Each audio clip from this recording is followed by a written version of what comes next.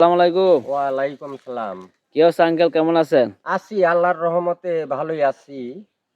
মেয়েটা নিয়ে একটু সমস্যায় আছি। কি হয়েছে মেয়েরা? সমস্যাটা কি? মেয়েটার এক জায়গায় বিয়ে দিছিলাম। হ্যাঁ, হ্যাঁ। কিন্তু সেখানে ওই ছেলেটা ভালো না, বিভিন্ন হুম, কুকামাকাম করে। হ্যাঁ, আর খালি টাকা চায়, যৌতুক চায়। কতই হ্যাঁ, দিমু? আমি রিক্সা বেয়া খাই। হ্যাঁ, হ্যাঁ। রিক্সা চালাইয়া, বুঝেন নাই? হুম, এখন একবারে মেয়েটারে নিয়ে আইছি। হ্যাঁ, আর নিয়ে আইসা এখন আমি মেয়েরই ভরণ পোষণ কিডা করুম। এখন আ একটা বিয়া থাওয়া ভালো ছেলের পাইলে আমি বিয়া দিবেন? বিয়া দিমু। ও, এখন আপনি মেয়েটারে বিয়ে দিতে চান? হ্যাঁ, ও, বুঝতে পারছি। তো আপনি কি করেন? রিক্সা চালান? আমি রিক্সা চালাই। রিক্সা চালান না? হ্যাঁ, হ্যাঁ। ও, তো আপনি নিয়ে আসছেন যে কোনো সমস্যা? ওই সমস্যার কারণে নিয়ে আসছেন। ছেলে হ্যাঁ, ভালো না, না? হ্যাঁ, ছেলে ভালো না।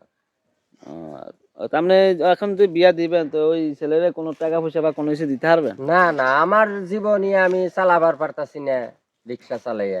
কোনো কিছু ছেলে দিতে পারবেন না, না? হ্যাঁ। বুঝতে পারছি। তো কেমন ছেলে চান আপনার মেয়ের জন্য? ছেলে একটু বয়স হলেও অসুবিধা নাই। হ্যাঁ, হ্যাঁ, বয়স্ক হইলেও অসুবিধা নাই। একটু ভালো, চরিত্র ভালো, টাকা পয়সা যেন থাকে, হুম। এই ধরনের ছেলে। এই ধরনের ছেলে হলে হ্যাঁ, চলবো। চলবো। বুঝতে পারছি। প্রবাসী যদি কোনো ভাই যদি হ্যাঁ, বলে প্রবাসী বিদেশে যারা থাকে তারা হুম, বয়স্ক হলে অসুবিধা নাই। যদি তারা বিয়ে করতে চায় হুম, তাইলে দেওয়া আমি দিমু। বিয়া দিবেন? হ্যাঁ, হ্যাঁ। কোনো সমস্যা নাই? না। বুঝতে পারছি। তো আপনি আচ্ছা আপনারা এই যে আব্বা যে কথাগুলা বলল তাতে কি আপনি রাজি আছেন? হ্যাঁ, আমি রাজি আছি। এখন ধরেন রাজি না থেকে কি করবো? হুম, গ্রামের ব্যাপার, আবার আমার বাবার এত এরকম আর্থিক অবস্থা নাই, রিক্সা চালায় খায়।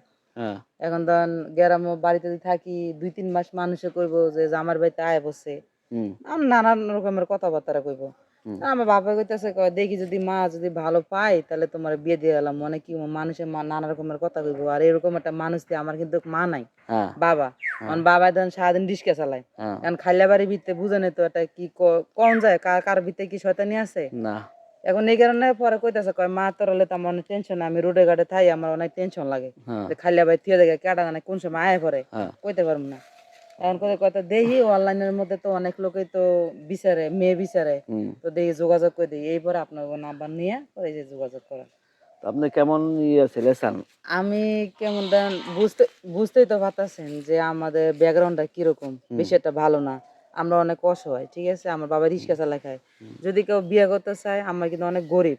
হুম, টাকা পয়সা আমার বাবা দিতে পারবো না। যে সেরকম ১০ টা লোকের কিন্তু খাওয়াইতে পারবো না। হুম, যে আছে না যে ১০ টা লোক আইবো, ১০ টা লোকের খাওয়াইবো এরকম সমর্থ আঙ্গ নাই। তো যদি কারো ভালো লাগে থাকে যে গরিব অসহায় মনে করে যে কারো দেখাইতেছে বউ আছে, বউ মারা গেছে গা, বাচ্চা আছে ১ টা ২ টা থুইয়া মারা গেছে গা। হুম। তো সেরকম হইলেও চলবো। সমস্যা নাই। সমস্যা নাই। বিয়া বসবে। বিয়ে বসবো। আচ্ছা, আচ্ছা। তো ঠিক আছে, আপনার তো সব কথা শুনলাম। দেখি আমরা ভিডিওটা আপলোড করে দেই। কেউ যদি সাড়া দেয় তাহলে জানানো হবে, হ্যাঁ? আচ্ছা।